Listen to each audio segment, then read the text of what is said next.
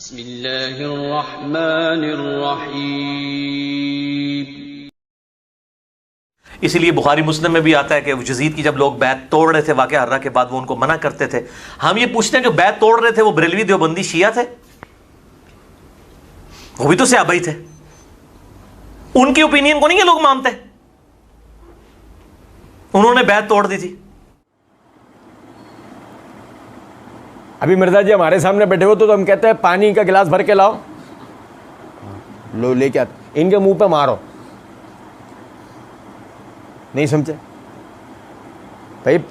मिर्जा जी जो रगे फुला रहे थे अपनी, हम कहते पानी का गिलास भर के लेके आओ, पिलाओ नहीं, इनके मुंह पे मारो, उनको होश में लाओ। है कहते हैं वो जी, इसीलिए बुखारी मुस्लिम में भी आता ना कि यजीद की जब लोग बैत तोड़ रहे थे वाक़या हर्रा के बाद, वो उनको मना करते थे। जो बुखारी मुस्लिम में आता है, जो आता है, मिर्जा जी वो पढ़ के क्यों नहीं सुनाया है? वो पूछो मिर्जा जी से, मिर्जा जी वो जो बुखारी मुस्लिम में आता है पढ़ के क्यों नहीं सुनाया? इसलिए पढ़ के नहीं सुनाया कि अगर मिर्जा जी उसको पढ़ के सुना देते, जो पीछे मिर्जा जी इमारत खड़ी करके आए हैं कि हम ये पूछते हैं कि जो अब्दुल्लाह बिन उमर रज़ियल्लाहु अन्हु की बैत करना है, क्या इस चीज़ की तौसीक हो जाएगी कि यजीद की खिलाफत ठीक है? ये मेरे हाथ में सही बुखारी है, जिल्द नंबर 8 है, सफ़ा नंबर 402 है, किताबुल फितन है। इमाम बुखारी रहमतुल्लाह अलैह ने बाब कायम किया, बाब निज़ा काला इंदा कौमिन शय्यन सुम्मा खरजा फ़काला बेखिलाफ़ ही।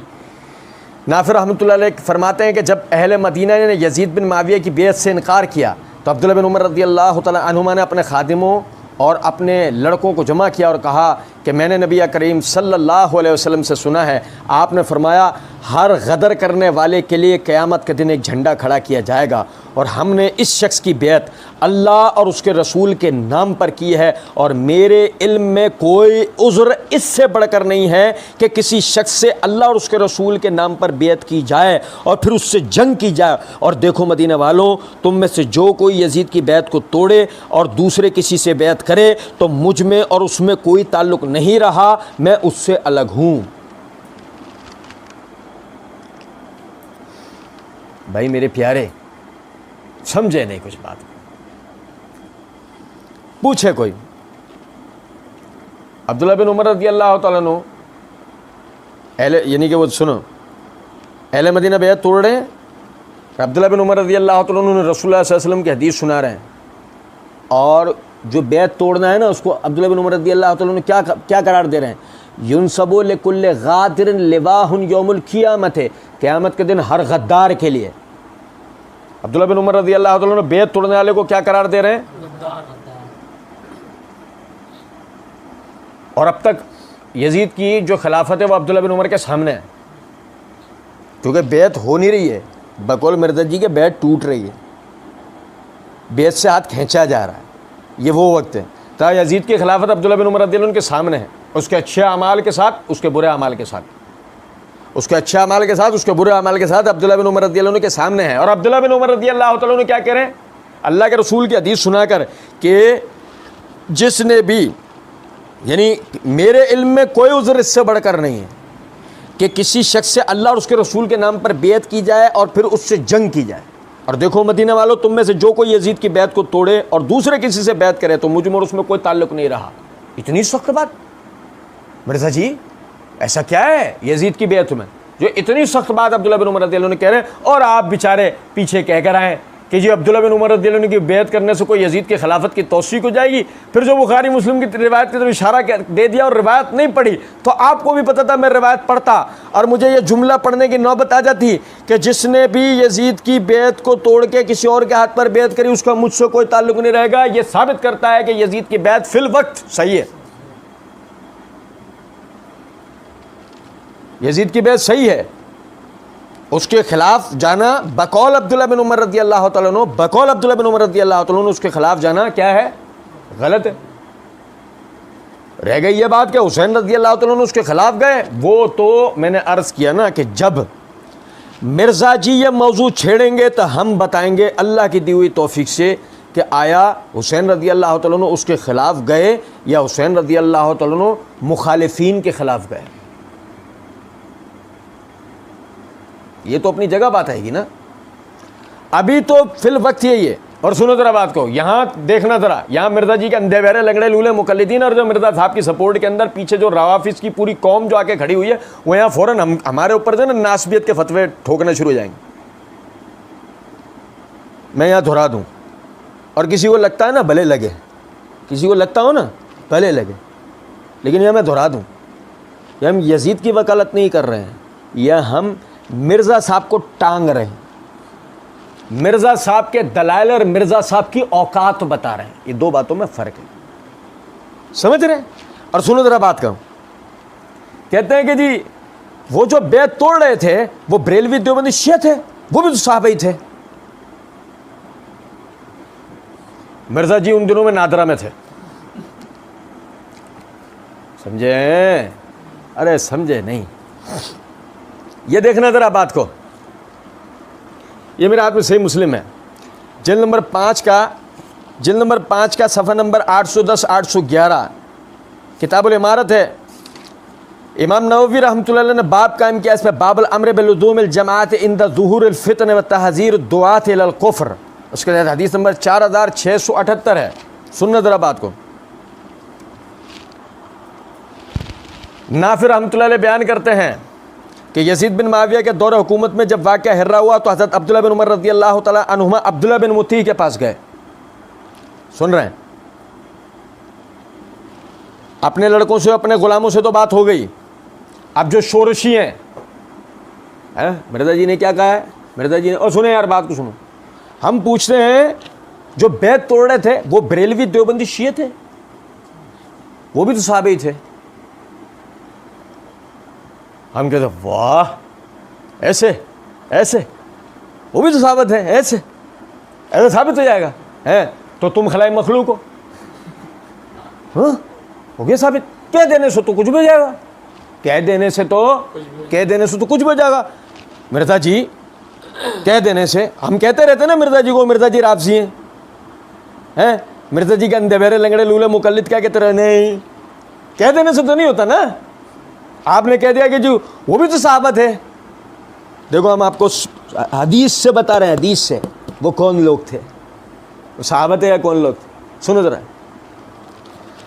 नाफे बयान करते हैं कि यजीद बिन माविया के दौर हुकूमत में जब वाक़या हिर्रा हुआ तो हज़रत अब्दुल्लाह बिन उमर रज़ी अल्लाह तआला अन्हुमा अब्दुल्लाह बिन मुती के पास गए, और अब्दुल्लाह बिन मुती ने कहा, अबू अब्दुर्रहमान, ये हज़रत अब्दुल्लाह बिन उमर की कुनियत थी, अबू अब्दुर्रहमान के लिए फ़र्श बिछाओ, गालीचा कालीन बिछाओ। हज़रत अब्दुल्लाह बिन उमर रज़ी अल्लाह तआला ने फरमाया, मैं तुम्हारे पास बैठने के लिए नहीं आया हूँ, मैं तुम्हारे पास इसलिए आया हूँ कि मैं तुमको अल्लाह के रसूल सल्लल्लाहु अलैहि वसल्लम की वो हदीस सुनाऊँ जिसको मैंने खुद रसूलुल्लाह सल्लल्लाहु अलैहि वसल्लम से सुना है। रसूलुल्लाह सल्लल्लाहु अलैहि वसल्लम ने फरमाया, जिस शख्स ने अमीर की इताअत से हाथ निकाल लिया वो क़यामत के दिन अल्लाह ताला से इस हाल में मिलेगा कि उसके हक़ में कोई हुज्जत नहीं होगी, और जो शख्स इस हाल में मरा कि उसकी गर्दन में किसी की बेत नहीं थी वो जाहिलियत की मौत मरेगा, वो जाहिलियत की मौत मरेगा। क्या अब्दुल्लाह बिन उमर रज़ियल्लाहु अन्हु सहाबा को ये बात कह सकते हैं? एक अल्लाह के रसूल का सहाबी हो, एक शख्स अल्लाह के रसूल का सहाबी है, और उसे अब्दुल्लाह बिन उमर रज़ियल्लाहु तआला अन्हु ये कह रहे हो कि तू जाहिलियत की मौत मरेगा। एक शख्स अल्लाह के रसूल का सहाबी हो, उसको वो उबादा बिन सामित रज़ियल्लाहु अन्हु वाली हदीस नहीं पता होगी अमीर की इताअत वाली, जैसे कि साहबा ने बैत की थी ना, खुद अली हसन नकवी ने शुरू में सवाल में ही कहा है। और अब्दुल्लाह बिन मुती कौन था, ये भी आगे मिर्ज़ा जी करेंगे बात, वहाँ हम इसका जिक्र करेंगे अल्लाह की तौफीक से।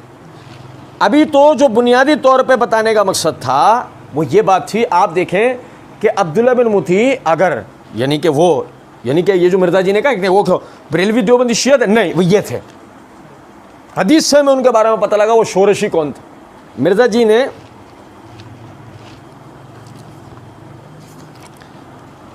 इसी वीडियो में यानी पार्ट 1 के अंदर ये बात कही, बुखारी मुस्लिम को छोड़कर बुजुर्गों बाबों की तारीख लेके चलो, हुक्मरानों की लिखवाई हुई, तो फिर जाहिर है कि आपकी आवाम तो नहीं आपकी बात मानेगी। लेकिन मिर्ज़ा जी आपकी आवाम ने कितनी जल्दी आपकी बात मान ली, वो भी तो सहाबा थे, बरेलवी देवबंदी शिया थोड़ी थे, वो भी तो सहाबा थे। आपकी आवाम चुप हो गए, हमारे जैसा होता तो बोलता सबूत। सुनो, मिर्ज़ा जी कहते हैं कि यानी हम ये कह रहे हैं कि जो अहादीस हैं वो कुछ और बता रही हैं और जो तारीख है वो कुछ और बता रही है। हदीस मैंने आपको बताई, सही मुस्लिम की रिवायत के अंदर ये अल्फाज हैं कि अब्दुल्ला बिन मुती और उसके साथी थे कि जो फितना का शिकार हुए। ठीक, मिर्ज़ा जी कहते हैं कि जी वो भी तो सहाबत है, तो मिर्ज़ा जी इसका सबूत देंगे, उनकी ज़बानी तो यकीन करें मिर्ज़ा जी तो वो शख्सियत हैं। अभी पिछले कुछ दिन पहले हमारी वीडियो के नीचे ना एक भाई ने कमेंट किया कि तुम यानी बुक्स मिर्ज़ा तुम में कूट कूट के भरा है। हमने भी कहा आया है कैप्टन, हमने भी नीचे कमेंट कर दिया भाई क्यों ना भरा हुआ हो। जो शख्स ये कहे कि अल्लाह के रसूल सल्लल्लाहु अलैहि वसल्लम से गलतियाँ हुई हैं, हम उससे भी बुग़्ज़ ना रखें तो फिर लानत है हमारी ईमान के ऊपर। सुनो ज़रा बात को कि ये हमारी गलत ईमानी है, अल्लाह हमें माफ़ करे। मिर्ज़ा जी कहते हैं कि अब मेरा एक मुनसिफ मिजाज आदमी की हैसियत से ये मेरी जिम्मेदारी है मैं हक बात लोगों तक पहुँचाऊँ। ये था मिर्ज़ा जी का हक बात पहुँचाना। ज़रा हक बात आप मिर्ज़ा जी की सुने। कहते हैं कि इनके ओपिनियन को नहीं ये लोग मानते, उन्होंने बैत तोड़ी थी। अच्छा, उनके ओपिनियन को ये लोग नहीं मानते, किन के? और जिन्होंने बैत तोड़ी। हम मिर्ज़ा जी के सामने बैठे होते ना तो हम मिर्ज़ा जी को पहले 2 मिनट यूँ ऐसे देखते रहते, यूँ ऐसे देखते रहते। फिर हम मिर्ज़ा जी से कहता हो गया, हाँ देख लो कुछ रह गया हो। हम इनके ओपिनियन को क्यों मानेंगे? ओपिनियन ही तो नहीं मानना। और यार समझे ही नहीं बात। मिर्ज़ा जी ने अपनी मसला नंबर 157 की इब्तिदा की पता है किन जुमलों से की है? मिर्ज़ा जी ने इब्तिदा में ये जुमला कहा था इमाम मुस्लिम, यानी कि इब्तिदा के कहवे जुमलों में कि इमाम मुस्लिम ने जो अपनी किताब में लिखा वो मुस्लिम का फ़हमी हमें दिखाना होगा, अपने मौलवियाना नहीं दिखाना होगा फ़हम या किसी और का। इसी में कहा मैं अल्लाह का फ़हम बयान करूँगा, अल्लाह के महबूब सल्लल्लाहु अलैहि वसल्लम का फ़हम बयान करूँगा और हमारे सल्फ़ का फ़हम। तो आप समझे ज़रा इस बात को। लोगों ने बेहद तोड़ दी, सहाबा होना साबित नहीं है, लोगों ने बेहद तोड़ दी। मिर्ज़ा जी कह रहे हैं उनका ओपिनियन नहीं मानते। हम उनका ओपिनियन क्यों माने मिर्ज़ा जी? कुरान और हदीस से सबूत है उनके ओपिनियन का? नहीं है ना, तो ये राय है ना, और राय मानने वाला बुत परस्ती करता बकौल आपके। मिर्ज़ा जी ने कहा है मैंने इसी बुत परस्ती को तो तोड़ा, लोग मुझे आइकन कहते हैं, कहा है ना मिर्ज़ा जी ने। तो ये तो राय मानना, तो ये तो बुत परस्ती है ना। तो आप हमसे बुत परस्ती करवा रहे हो कि उनके ओपिनियन को क्यों नहीं मानना? हम कैसे मान लें? कुरान और हदीस से सबूत चाहिए हमें इस ओपिनियन का।